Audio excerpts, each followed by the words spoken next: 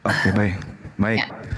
Jadi kalau berbicara mengenai konsep ketuhanan, monotheism, itu tidak akan pernah kemudian berubah menjadi tiga atau berapapun. Yang namanya monotheism itu segala aspek yang ada pada dirinya itu harus merujuk kepada hakikat yang satu itu. Memang dikenal dalam tradisi Yahudi sama seperti di Islam. Beberapa kemudian kajian di Islam, misalnya dalam surat Taha, Allah menerangkan bagaimana dirinya, Allahu la ilaha illahu, lahu al-asma'ul husna, dan seterusnya. Bagaimana kemudian Allah menyatakan diri, Tuhan yang satu ini menyatakan diri dengan berbagai macam-macam sifat yang ada pada dirinya. Dan kita kenal di dalam bahasa Ibrani juga ada Eloah, kemudian ada Elohim, ada Elohai, kemudian ada lagi yang disebut Saddai, sifat dan seterusnya. Bukan berarti nama-nama ini merujuk kepada berbagai pribadi, membagi diri dan seterusnya. Karena pencipta langit dan bumi namanya monotheism, berarti dia menganut ajaran satu tauhid.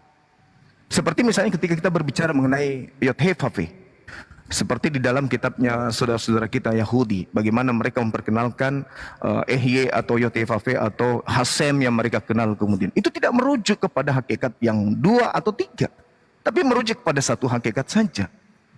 Ini yang perlu dipahami. Sehingga ketika kita berbicara mengenai ajaran Abraham, Abraham memperkenalkan Tuhan. Hanya satu Tuhan, hanya satu pribadi, satu hakikat. Bukan menjadi berbagi-bagi nantinya. Dan itu dianut sampai hari ini oleh orang-orang Yahudi. Ketika mereka mengatakan, Vayomer Elohim El Moseh, Ehye Esir Ehye, itu tidak merujuk kepada nanti berbagi-bagi pribadi. Ada yang menjadi anak, ada yang menjadi Roh Kudus. Itu tak ada itu dalam ajaran monotheism. Itu ajaran yang muncul belakangan. Kenapa demikian? Karena di dalam kitabnya orang Yahudi itu yang menjadi tonggak akidah mereka utamanya di dalam 2 Samuel 7:22 misalnya. Tuhan itu maha tinggi sehingga dia tidak rendah. Karena kapan dia turun rendah maka dia akan serupa dengan makhluk. Dia akan serupa dengan makhluk. Karena dia serupa dengan makhluk, maka dia akan dipersamakan dengan makhluk. Dengan demikian maka tauhid itu gugur, satu Tuhan itu gugur karena dia serupa kemudian dengan makhluknya. Apabila Tuhan itu sudah serupa dengan makhluk, maka dia tidak layak disebut Tuhan. Dia layaknya disebut dewa-dewa gitu. Nah, makanya saya mengatakan, ketika berbicara mengenai Tuhan, Tuhannya Abraham, Abraham memperkenalkan kemudian pencipta langit dan bumi, itu cuma satu. Cuma satu. Orang Yahudi mengenalnya dengan Hasem, dengan konsep Yahweh, dikatakan di kitab mereka bahwasanya perkenalan ini kemudian muncul kepada Abraham, muncul kepada pengikutnya Ehye, Aser Ehye, bukan merujuk kepada pribadi yang berbagi. Bukan artinya nanti akan terpecah-pecah, begitu zamannya berubah, maka Tuhan memperkenalkan diri dalam bentuk ini, dalam bentuk itu tidak diajarkan. Dan itu sifatnya masih ada sampai hari ini.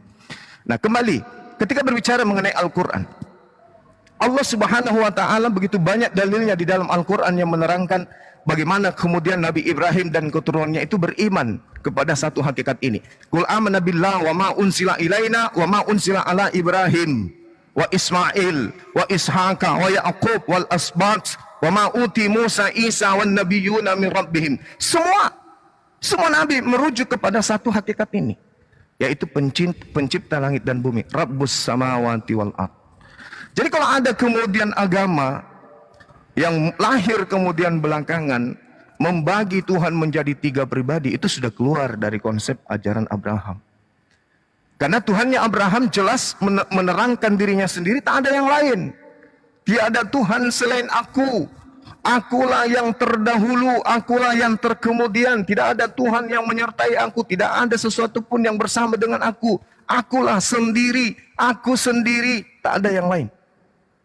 Nah, kalaupun kemudian ada terpecah, itu sifat. Maha pengampun, maha kuasa, maha suci, maha tinggi, itu sifat. Tapi merujuk kepada hakikat yang satu. Bukan berbilang menjadi objek baru, menjadi individu baru, menjadi ciptaan baru. Itu tidak ada. Konsep Abraham itu tidak begitu. Tapi kalau ada ini, ada Elia tadi menjabarkan seperti itu, konsep yang ditanamkan kemudian untuk dicocokkan kepada akidah. Akidah siapa? Akidah Kristen. Tapi apakah itu cocok ketika merujuk kepada akidahnya Abraham.